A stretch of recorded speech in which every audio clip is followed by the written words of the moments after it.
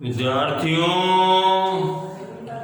सुप्रभात। कैसे हैं आप? कक्षा 8 हिंदी माध्यम, विषय है गणित, अध्याय 3, प्रश्नावली 3.2 का तीसरा क्वेश्चन है बच्चों। पेज नंबर 48 पर है प्रश्नावली 3.2।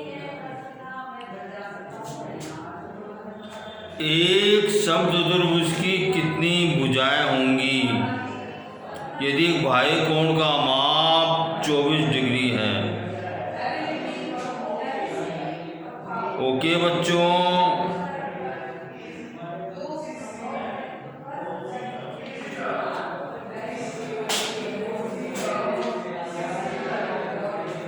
अब देखिए बच्चों, एक समचतुर्भुज कितनी भुजाएं होंगी? n भुजा इंटू कोण बराबर क्या होता है? 360 डिग्री होती है बच्चों। ओके, ये बाह्य कोण कह दो इसको। ओके बच्चों, तो n भुजा मान लो 24 डिग्री बराबर 360, और याद क्या हो जाएगा?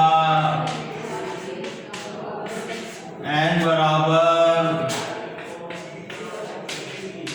360 बटे 24,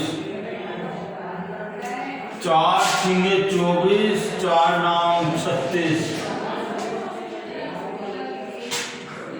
3 दूनी 6, 3 तिया 9 0, 2 एकम 2, 2 पंजे 10। n का मान कितना आ गया?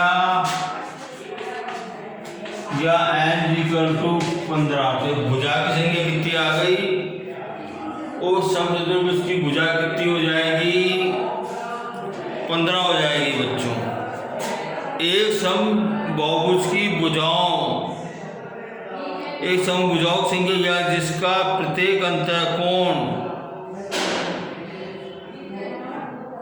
165 डिग्री का हो। आप देखो, अपने को अंतःकोणों का योग दे रखा है अपने को, कोई भी अपने को पता है बच्चों, अपने को माना भुजाएं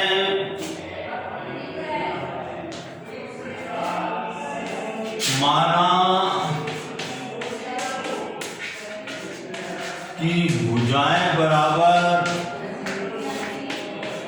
n है। ओके बच्चों, इसलिए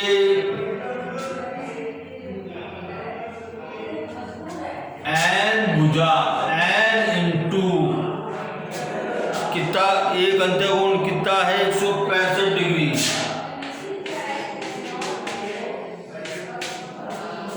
क्या होता है बच्चों इस अंतःकोण का योग? n minus 2 into 180 degree. आप देखो, इसको अपने को हल करना है बच्चों।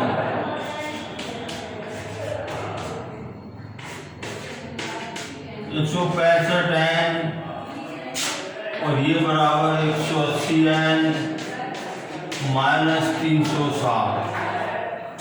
अब देखिए, मेरे को जो है दाएं पक्ष में चर राशि को नहीं रखना चाहता, तो क्या करूंगा? दोनों पक्षों में से 180 n को घटा दूंगा मैं। ओके बच्चों, तो क्या आ गया मेरे पास? ये कट जाएगा ये, और यहाँ कितना बचेगा? ऋण का, ये ऋण है और ये धन है, तो क्या बचेगा? 15 n ऋण बचेगा बच्चों, और ये बराबर ऋण 360 डिग्री। ओके बच्चों, अब देखो, मुझे n का मान ज्ञात करना, तो क्या करूंगा? माइनस 15 से दोनों पक्षों में भाग दे दूंगा मैं। तो देखो, माइनस इंटू माइनस प्लस हो जाएगा, 15 से 15 कैंसिल हो जाएगा, माइनस से माइनस कैंसिल हो जाएगा, 15 कम 15 15 दूनी 30, 15 चौक 60, 15 दूनी 30, 15 चौक 60। तो कितना बचा है? इनका मान कितना आ गया? और अपन ने क्या मानी थी? भुजाओं की संख्या मानी थी अपन ने। ठीक है।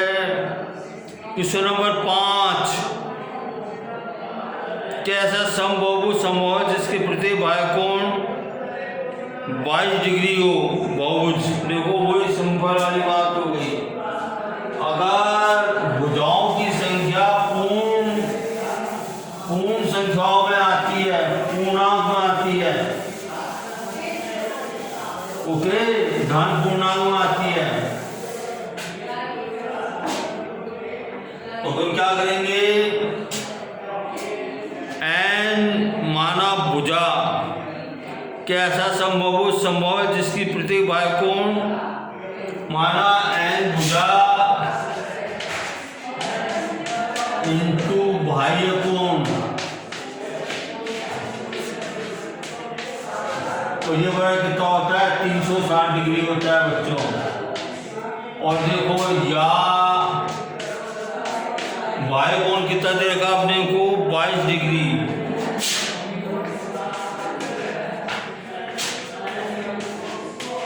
और देखो दोनों पक्षों में 22 से भाग दे दूंगा मैं। 22 से 22 कट गए बच्चों। ये 2 कम 2, 2 कम 2, 2 कम 2, 2 8 16 0। अब देखो इसका जो है ये पूर्ण धन पूर्णांक में ये पूर्णांक में नहीं आता बच्चों। 180 बिकॉज ऑफ 180/11 एक पूर्ण संख्या नहीं है, पूर्ण संख्या नहीं है, इसलिए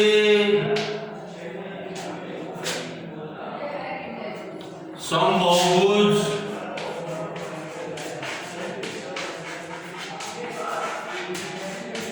संभव नहीं है। ओके, क्या ये किसी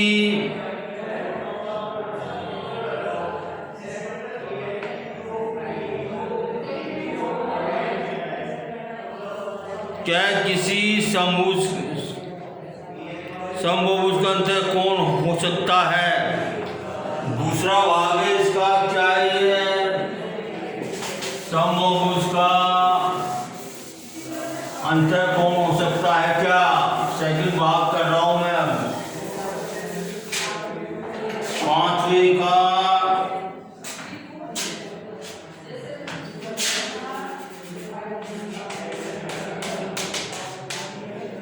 अब देखिए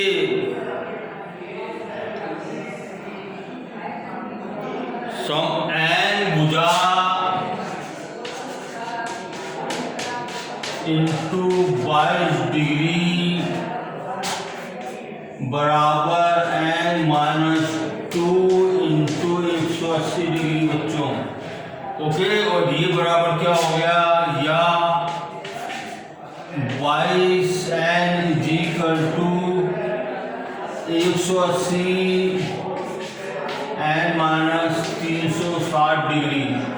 अब देखो मैं 180 n को यहाँ से हटाना चाहता हूँ मैं, तो दोनों पक्षों में 180 को मैंने घटा दिया, तो ये तो कर दिया बच्चों ये। और ये कितना आ गया? ये 8, ये ऋण का आएगा बच्चों। ये 8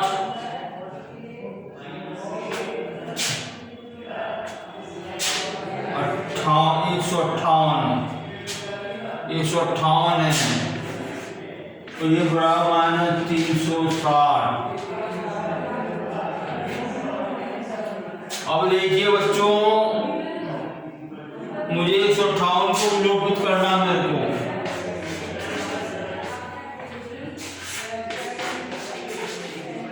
ये देखिए माइनस में प्लस, ये देखिए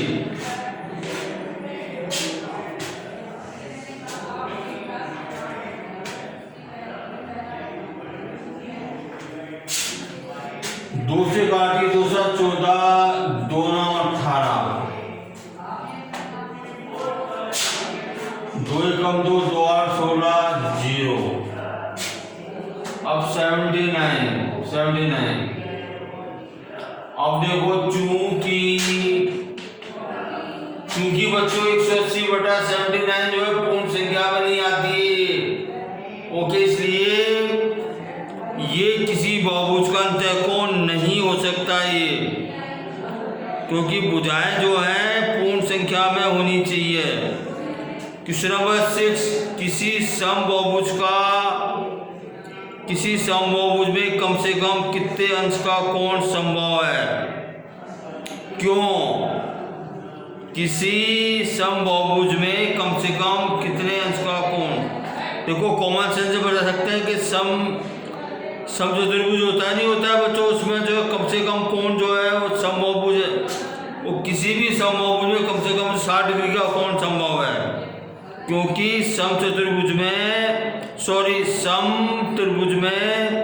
समबाहु त्रिभुज में जो है तीनों भुजाएं समान होती हैं, तो प्रत्येक कोण 60 डिग्री का होगा। ए भाग हो गया बच्चों, ब भाग है किसी समभुज में अधिक से अधिक कितने अंश का बाह्य कोण हो सकता है।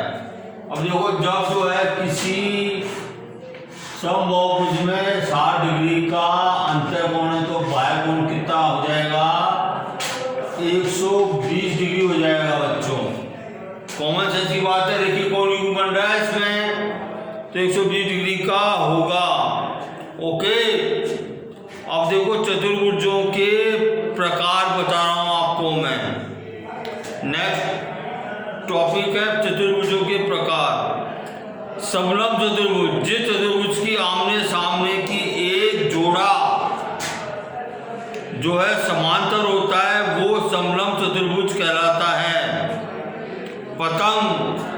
पतंग क्या होती है बच्चों? जिसकी जो है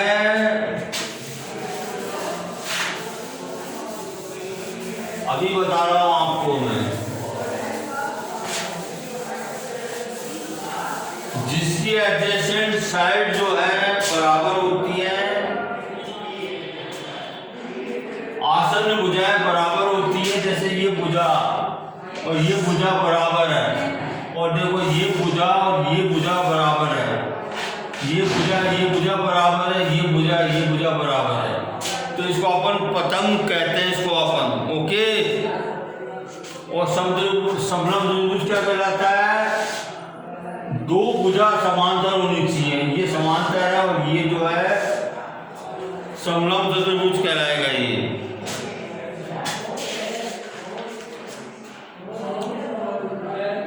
अब आता है समांतर चतुर्भुज, जिसकी आमने सामने वह चतुर्भुज जिसकी आमने सामने की भुजाएं समान व समांतर हो। ये समान भी है और समानांतर भी है। समान भी आमने सामने की भुजाएं और समानांतर भी है, वो समानांतर चतुर्भुज कहलाता है।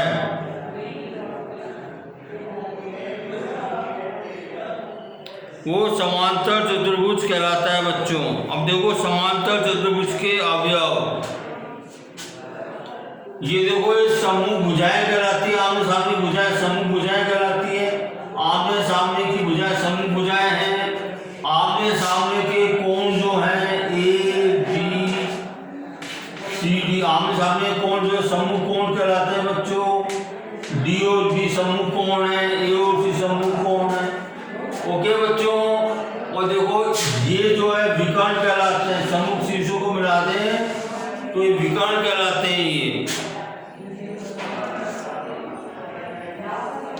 और देखो बच्चों ये आसन्न भुजाएं कहलाती हैं, ए बी और ए डी, इसी तरह ए बी और बी सी आसन्न भुजाएं कहलाती हैं। और देखो इसी तरह जो है ये आसन्न कोण कहलाते हैं, ये कोण और ये कोण।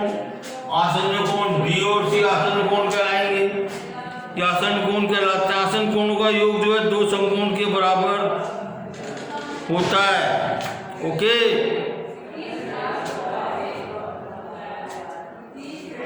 अब देखो समांतर चतुर्भुज के कोण, समांतर चतुर्भुज के आमने सामने के कोण जो है बराबर होते हैं और आसन्न कोणों का योग जो है दो समकोण के बराबर होता है। ओके, अगर मैं ये विकर्ण खींचूं मैं तो देखो ये कोण और ये कोण बराबर होगा, ये कोण और ये कोण बराबर होगा। क्यों होगा ये? कि ये जो है एकांतर कोण कहलाते हैं बच्चों, बराबर होते हैं। जब दो समांतर रेखाओं को तेज रेखा काटती है तो एकांतर कोण बराबर होते हैं।